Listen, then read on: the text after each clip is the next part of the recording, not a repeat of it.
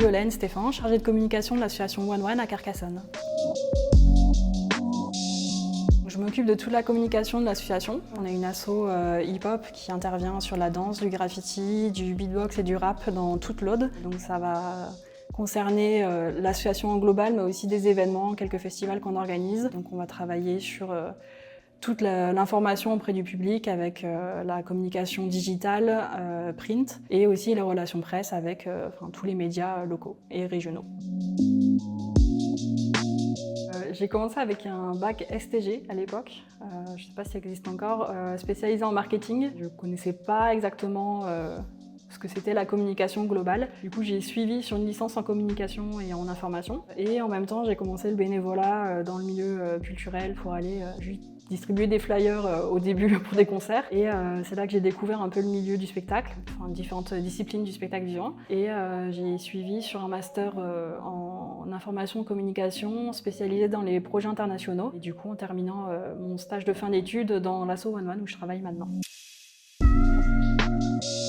Il n'y a pas vraiment de journée type. Globalement, je vais commencer par vérifier, faire le tour de tous les mails, les réseaux sociaux. On est sur pas mal de plateformes, autant Facebook, Instagram, TikTok, sur YouTube, parce qu'il y a des espaces communautés aussi. Faire le tour de tout ça, répondre aux gens, aux messages privés reçus, aux questions sur les différents projets. Et ensuite, une petite veille médiatique, donc je recherche un peu tous les médias locaux, régionaux, voire nationaux, s'il y a eu des articles ou une couverture médiatique de certains de nos projets. Après, si on est autour d'un événement, donc je vais être en lien beaucoup avec les artistes pour récupérer les différents supports. Ça peut être des photos, des vidéos, des textes de présentation, des éléments pour préparer la communication. Je vais travailler en lien régulier avec un graphiste prestataire pour les affiches, les flyers, pour même des vidéos avec un peu de motion design. Et puis on va être aussi en lien avec les différents partenaires du projet en question, que ce soit des partenaires institutionnels ou privés, pour soit leur transmettre nos éléments de communication, soit des éléments que eux veulent mettre en avant, selon le type de partenariat. Voilà. Après, comme j'ai plusieurs casquettes dans mon métier, je suis aussi chargée de production, ça varie beaucoup.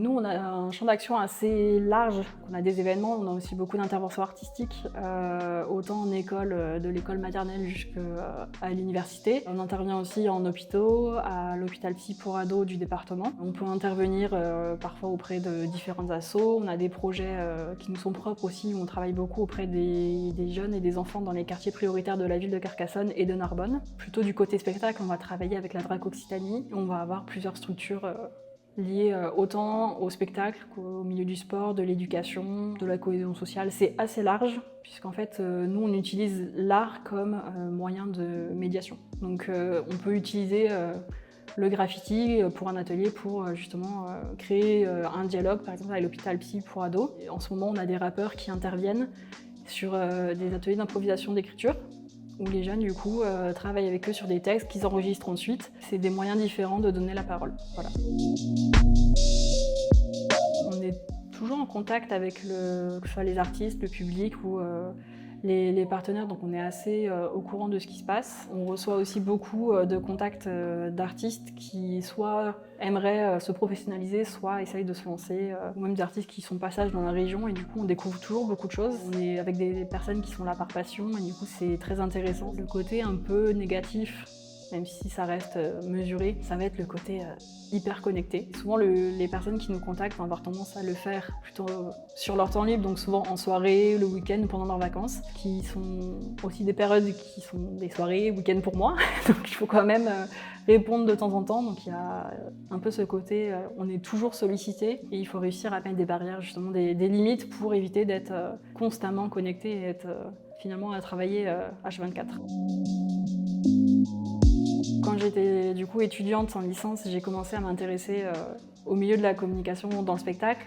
Et j'ai fait beaucoup de bénévolat sur des festivals. J'étais à Bordeaux à l'époque, donc sur des festivals plutôt urbains, déjà hip-hop à l'époque. Je viens pas d'un milieu où le monde du spectacle vivant est considéré comme une option de métier. Moi, je viens d'un endroit où c'est plutôt la campagne, l'agriculture ou travailler à l'usine. Et voilà, on m'a juste dit, allez, viens être bénévole, t'auras un t-shirt cool.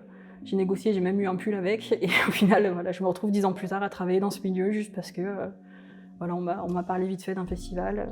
Et j'ai eu mon t-shirt et du coup maintenant je fais des t-shirts cool pour les autres aussi. Voilà.